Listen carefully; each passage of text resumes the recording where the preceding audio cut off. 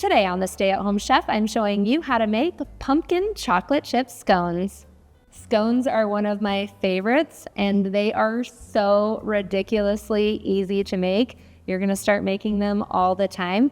This one is a pumpkin chocolate chip flavor, which is always gonna be festive fun. Place 2 cups of all-purpose flour into a large mixing bowl. Add 1/3 of a cup of granulated sugar, 1 tablespoon of baking powder, 1/4 teaspoon of salt, and one of our stars, 2 teaspoons of pumpkin pie spice. You can use a pre-made blend or you can use our recipe to make your own. Use a large spoon to give this a quick stir and make sure that everything is well combined. Then grab 1/2 cup of cold unsalted butter and a cheese grater and grate that butter right into your flour mixture. You can also use a pastry cutter to cut this in, which is like the culinary school way, but a cheese grater is so much easier and it's something usually everyone has. Give that a quick toss so that it gets coated in all of the flour and the butter kind of separates itself there and doesn't clump up. Then add in 1/2 cup of pumpkin puree, 1 teaspoon of vanilla extract, and slowly add in 1/2 cup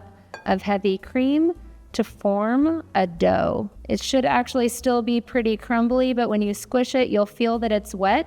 That's when you're gonna add in 1 cup of mini chocolate chips and stir these in. Then you can turn this out onto a clean countertop and it should be all crumbly like this.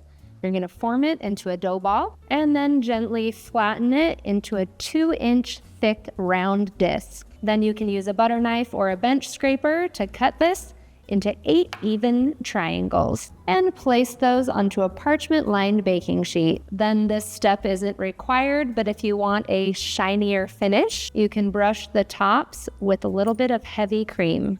Bake these in a 425-degree oven for about 18 to 20 minutes until the tops are golden brown. Let them cool completely on the pan.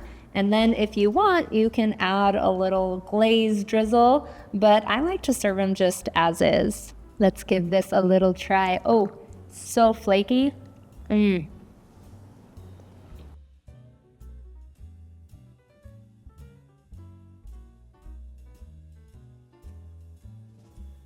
Thanks for watching. You can find the full written recipe in the video description.